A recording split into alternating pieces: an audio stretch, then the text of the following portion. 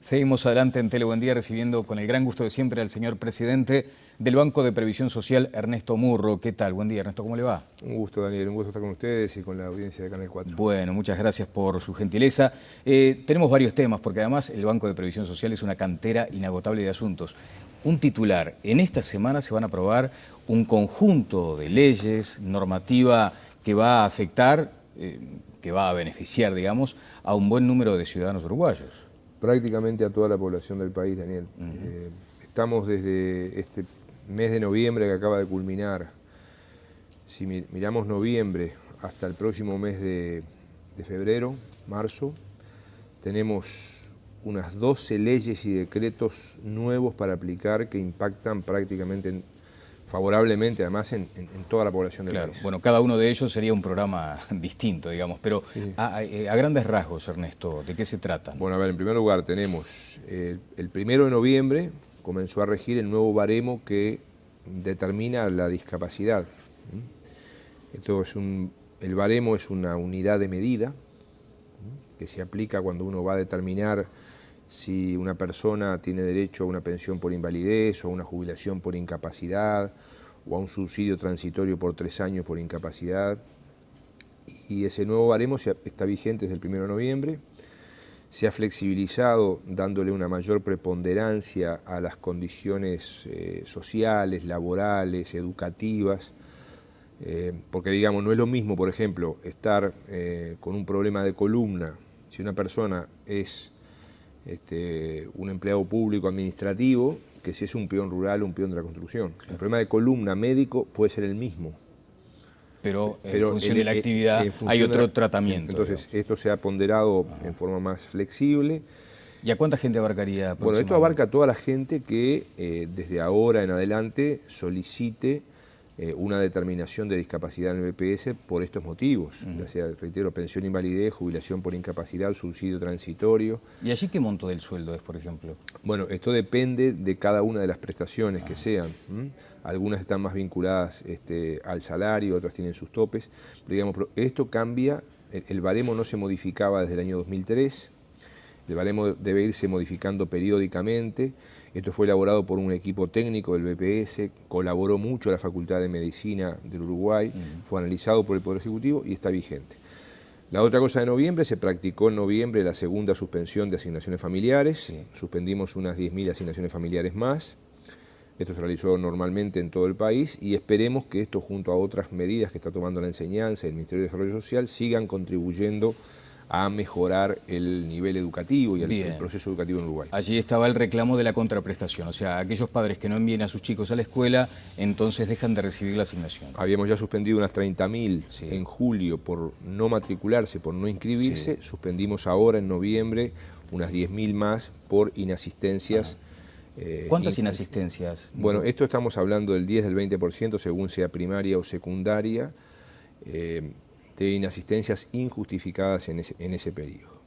La otra cosa que empezó a regir la semana pasada es el nuevo sistema de licencias por maternidad y paternidad y la posibilidad del medio horario para la crianza de los niños. Esto cambió todo el sistema que tenía más de medio siglo en Uruguay de licencia por maternidad. Empezó a regir el 25 de noviembre. Murro, y por ejemplo, ahí la representación de los empresarios, ¿no les señala muchas veces lo que genera como dificultad adicional para las empresas este tipo de beneficios? Esta ley tuvo un amplio consenso, esta es una ley que se votó por unanimidad en el Parlamento, por ejemplo, y además esto se financia fundamentalmente por el Banco de Previsión Social a través de los impuestos que la población paga a la ciudadanía. Uruguay ahora esto significa, por ejemplo, un aumento de la licencia por maternidad a 14 semanas.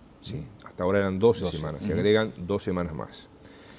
Significa el aumento de la licencia por paternidad. Los padres hasta ahora tenían 3 días pagos por las empresas, ahora van a tener 3 días más pagos por el BPS, son mínimo 6 días, y esto en los años sucesivos va a ir aumentando. Hasta llegar a 10. Sí, pero se agrega a esto el medio horario durante los primeros meses del niño. Inicialmente hasta 4 meses del niño, el padre y o la madre pero alternadamente, uno por vez, podrán tener medio horario de trabajo, esto hay que hacerlo en acuerdo con la empresa, y todos estos beneficios ya están vigentes. Por ejemplo, si un niño nació y hoy tiene 3 meses, bueno, ahora va a tener derecho los padres a elegir el medio horario. Si una madre está embarazada de 3 meses o de 4 meses, ya no va a tener licencia por maternidad solo de 12 semanas, va a tener de 14 semanas. Bueno, todo esto está vigente desde el 25 de noviembre. Bien, después había una intención de seguir formalizando al sector de trabajadores domésticos, de trabajadoras domésticas. Allí se pretendía llegar a un universo de 60.000. No, ya estamos arriba de las 65.000. Bien. Queremos seguir trabajando en esto, queremos seguir ampliando y estamos anunciando conjuntamente con el Banco de Seguros la próxima semana nuevas medidas de protección al trabajo doméstico y nuevas medidas que van a contribuir a la formalización. Esto será anunciado conjuntamente con el Banco de Seguros de Estado la semana que viene. Bien. Así que hay buenas noticias, atendiendo reclamos de la Liga de Empleadores, de los trabajadores domésticos, del Sindicato de Trabajadores, y a seguir trabajando en este camino, porque este es un sector donde hemos avanzado mucho. Uruguay está en los primeros lugares del mundo en este sentido, pero hay que seguir avanzando más. Sectores tradicionalmente, no digo ocultos, pero que no tienen gran visibilidad pública por el hecho en sí mismo de trabajar entre 4 paredes, por decirlo en términos groseros, y también sucede algo similar con el sector rural. Hoy, por ejemplo, trascienden algunas declaraciones del ministro Brenta, y dice que en esto del cierre de los consejos de salarios, donde ha encontrado más resistencias, ha sido en el sector agropecuario. ¿El BPS tiene su correlato en ese sentido?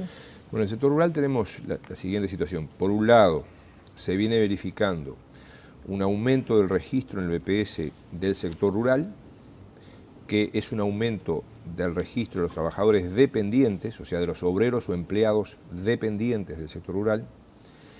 Hay una disminución leve de la cantidad de empresarios rurales. Esto seguramente no obedece a un tema de evasión, sino que más bien obedece a otro tema que es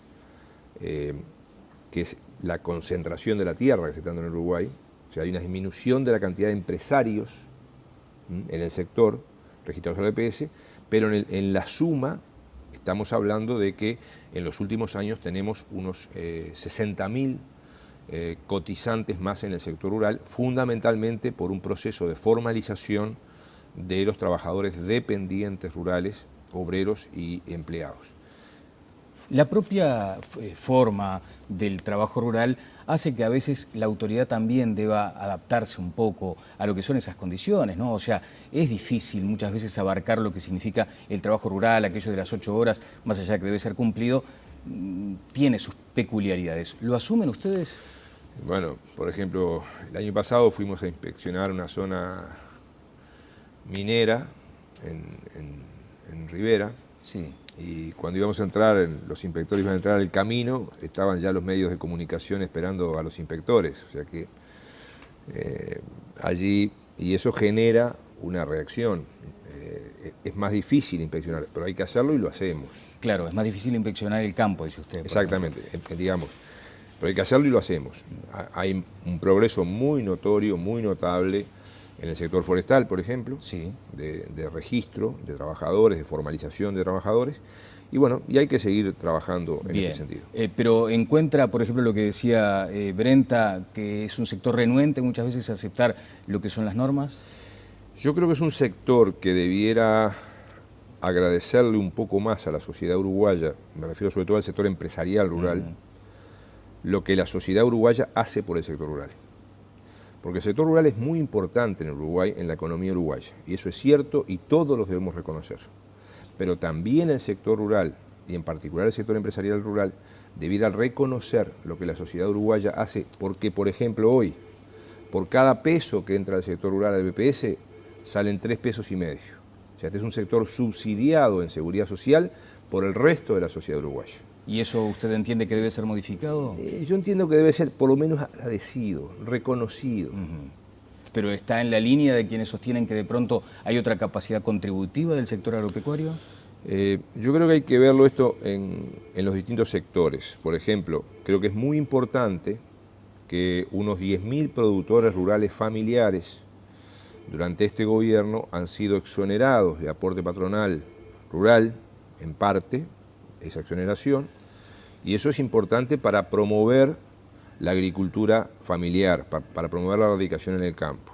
Pero sin duda que hay otros sectores que uno lo ve cuando sale a recorrer el país, los que recorremos el país lo vemos, esto, de el extraordinario progreso en producción y tecnológico que tienen amplios sectores rurales. Por eso insisto con la país. pregunta, Ernesto, desde su punto de vista, ¿hay capacidad contributiva como para, digamos, aumentar la carga tributaria? En algunos sectores sí. Ajá. ¿Cuál, por ejemplo? Bueno, creo que son temas que me exceden en mi competencia, pero en lo que hace a mi competencia, reiterar esto. El sector, si yo analizo por sectores, los sectores de afiliación al BPS, el sector de industria y comercio es un sector que aporta más que lo que recibe. El sector rural es un sector que aporta menos que lo que recibe, y en una proporción de casi 4-1. Bien. Si quiere, Daniel, sí. perdóneme, No, claro. porque hay otra serie de cosas que empiezan a regir ahora. Encantado, a ver. Bueno, ayer empezó a regir el ingreso de los cónyuges y concubinos sin hijos al seguro de salud. Estamos hablando, esto estimadamente, entre unas 30.000 y 50.000 personas que pueden estar ingresando en estas horas. Digamos, ayer fue domingo, hoy es el primer día hábil. Tienen que ir directamente al prestador de salud que elijan, a la mutualista o ACE o al seguro privado integral que elijan. ¿Y quiénes ingresan ahora? Ingresan la pareja de diferente sexo o del mismo sexo que no esté registrado trabajando en el BPS. Cuando el otro componente de la pareja sí está registrado. O sea, el que está registrado en el BPS y trabajando ya tiene el FONASA. Pero el otro, la otra, reitero, de igual sexo o de diferente sexo, sin hijos, puede ingresar con un aporte de solo el 2% del que sí está registrado. ¿Por qué ahora es sin hijos? Porque primero ingresaron los que tenían 3 hijos, luego los que 2 hijos, luego 1 hijo y ahora los que no tengan hijos. Esto es para matrimonios con libreta o concubinato. En el caso de concubinato deben declararlo a través de una declaración jurada que luego el BPS verificará. Bien, bueno, usted de hecho ha mencionado que hace 5 años no se concebía, por ejemplo, este avance legislativo. Claro, la ley de concubinato del año 2008 es un cambio sustantivo, como lo es la ley del matrimonio igualitario. Entonces, esto está haciendo que se incorporen nuevos sectores gradualmente al Seguro Nacional de Salud. Allí estaba, por ejemplo, también citado como un avance los subsidios a víctimas de delitos violentos y a huérfanos por violencia doméstica. Bueno, esta es otra cosa muy interesante del Uruguay. Yo estuve ahora en un seminario en Bogotá y llama la atención cómo a través de normas de seguridad social se incorporan sectores. O sea, el hecho de los huérfanos de violencia doméstica, el hecho de los delitos violentos ocasionados cuando ocurre un homicidio, en caso de rapiña, acopamiento, secuestro, que de esos delitos estamos hablando, y se otorga una pensión de seguridad social, una prestación de seguridad social. Sí. Y eso viene siendo un avance muy importante, venimos cumpliendo con eso, se viene aprobando y ya la gente que ha venido solicitando, hay que hacer toda una serie de comprobaciones, hay que hacer un proceso para eso, pues son casos muy especiales. Por ejemplo, en caso de delitos violentos, la comisión que se ha creado, integrada por el Poder Judicial y el Ministerio del Interior, que analiza caso por caso. Caso a caso. Ajá. De las solicitudes recibidas ha otorgado la mitad, la otra mitad no, porque no comprenden, no cumplen con las condiciones, pero eso viene funcionando. En otro orden de cosas, Daniel, en este mes tenemos una mosca acá, vamos a una mosca poner alguna legislación para evitarlas. Muy particular. Insistente, debe ser un problema mío. No, debe ser una gestión que necesito. Está bien, capaz que está solicitando algo, viendo que hay tanta cosa que estamos proporcionando.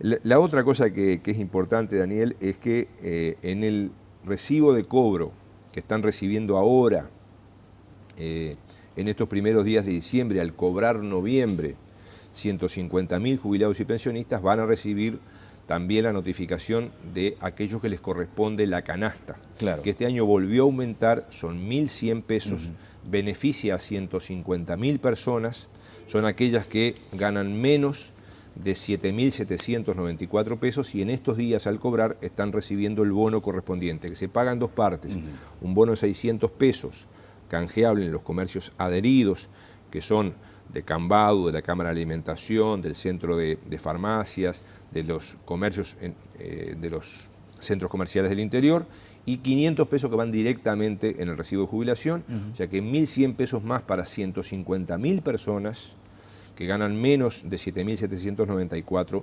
pesos y que cumplan otras condiciones. Bien. Por ejemplo, en el caso de los pensionistas por invalidez y pensionistas de sobrevivencia, deben ser mayores de 65 años. Bien, Ernesto, si me permite intercalar un tema que ¿Cómo no? Ha generado también cierta inquietud, y es este modelo que pretende instalar el Banco de Previsión Social para simular o determinar las ventajas de la desafiliación de las AFAP. ¿Ustedes lo marcan así, ventajas de desafiliarse hoy, o simplemente hay que considerar caso a caso también? No, en primer lugar, esta es una ley que entra en vigencia el 1 de febrero. Exacto. Hasta el 1 de febrero no hay que hacer nada. Hay que esperar. Obviamente, si la gente quiere ir haciendo cuentas, asesorarse, lo puede ir haciendo. El BPS va a comenzar este trabajo, como marca la ley, el 1 de febrero. ¿El trabajo de simulación también, no? El trabajo de asesoramiento. Ah, bien. Nosotros primero vamos a poner, toda la información va a ser pública. Primera cosa muy importante, Daniel. Toda la información va a ser pública. ¿Toda la información a qué se refiere? A todo. La gente, por ejemplo, va a tener un simulador que va a poder acceder y en forma estimada, aproximada, va a poder hacer sus cálculos. Luego va a haber asesoramiento individual, asesoramiento personalizado a cada persona. Sí. ¿Está bien? Allí con datos más específicos, la gente va a tener que dar datos más personales. Y con eso también se van a hacer estimaciones y proyecciones. Quiero destacar que esta es la quinta vez que el BPS lo va a hacer. ¿Por qué destaco esto? Porque hemos tenido ya decretos en 1996, en el año 2000, en el 2004, en el 2008. A nosotros, ejerciendo la presidencia del BPS, nos tocó ya aplicar 2 de los 4 decretos anteriores y no hubo una sola queja. No hubo una sola queja. Es cierto que esto va a tener más impacto, va a ser más grande. Claro.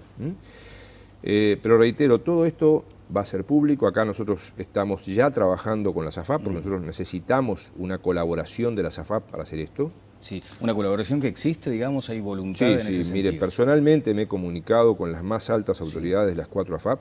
Y tienen la vocación de colaborar. Primero, está la obligación en la ley, pero además hemos encontrado una muy buena disposición en las 4 AFAP.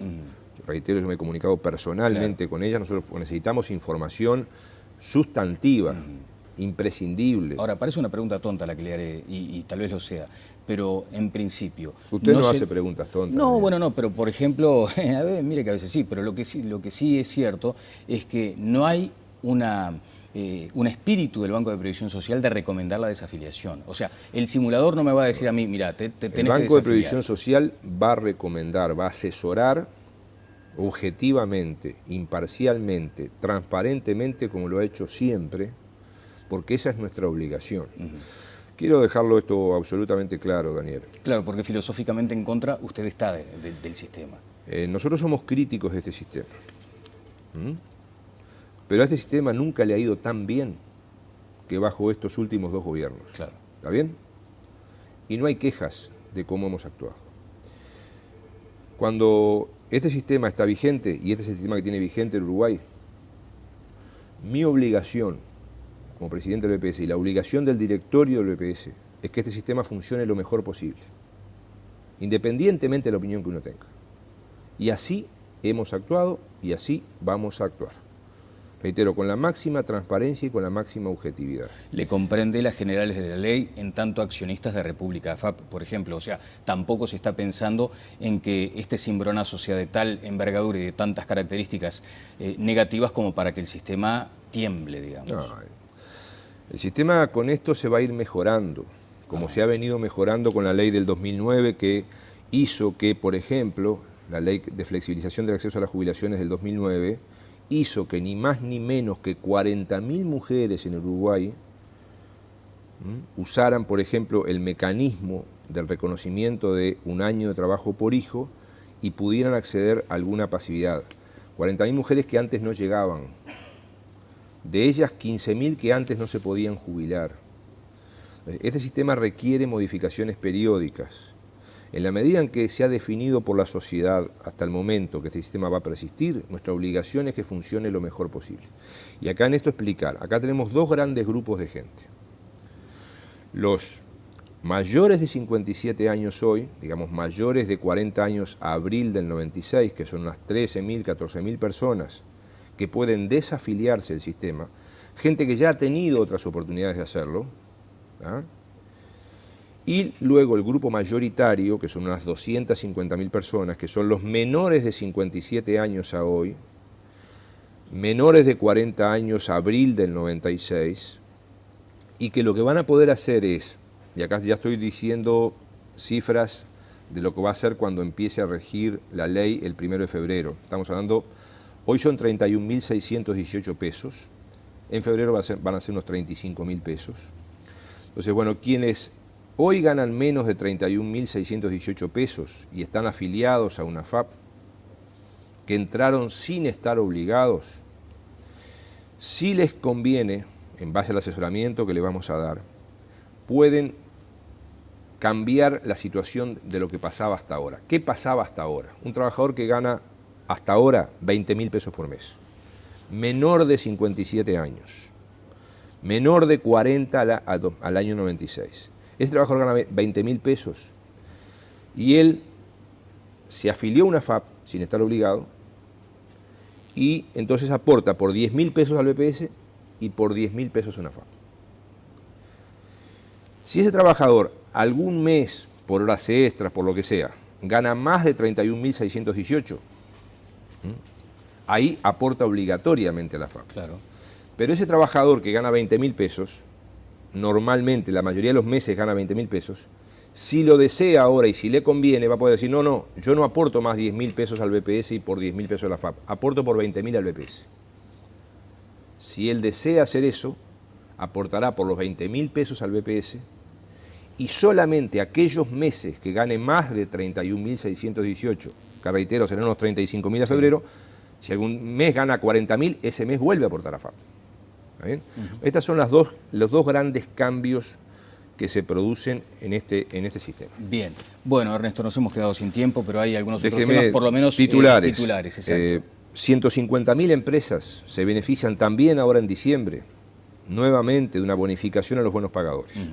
Empresas que han pagado bien entre mayo del 2012 y abril del 2013, automáticamente este mes pagan de hecho casi que un 15% menos aportes patronales porque este mes se paga además el aguinaldo. Muchas veces se acusa de que las refinanciaciones benefician a los malos pagadores, en este caso se está premiando al bueno. Exactamente, y esta norma surge de la ley de refinanciación de deudas.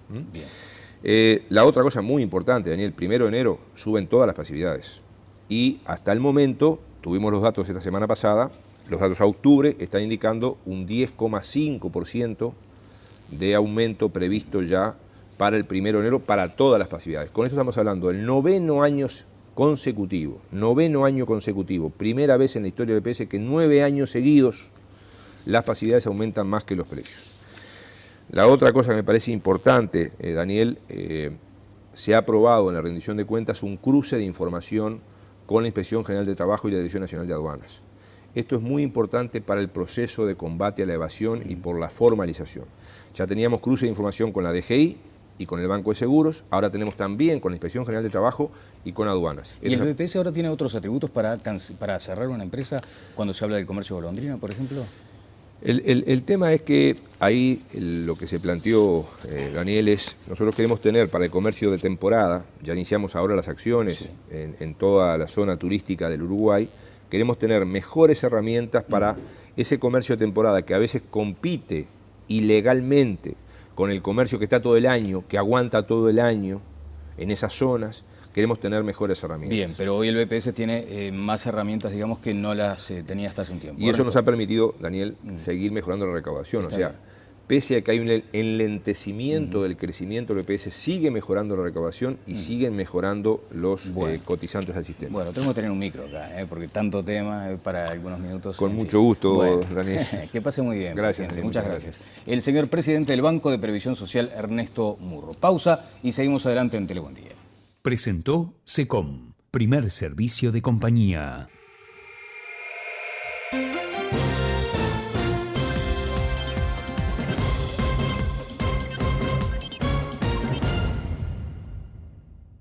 Tenemos desde este mes de noviembre que acaba de culminar, si miramos noviembre hasta el próximo mes de febrero, marzo, tenemos unas 12 leyes y decretos nuevos para aplicar que impactan prácticamente favorablemente, además, en toda la población del país. Bueno, cada uno de ellos sería un programa distinto, digamos, pero sí. a grandes rasgos, Ernesto, ¿de qué se tratan? Bueno, a ver, en primer lugar tenemos el 1 de noviembre comenzó a regir el nuevo baremo que determina la de incapacidad, el subsidio transitorio. ¿Y allí qué monto del sueldo es, por ejemplo? Bueno, esto depende de cada una de las prestaciones que sean.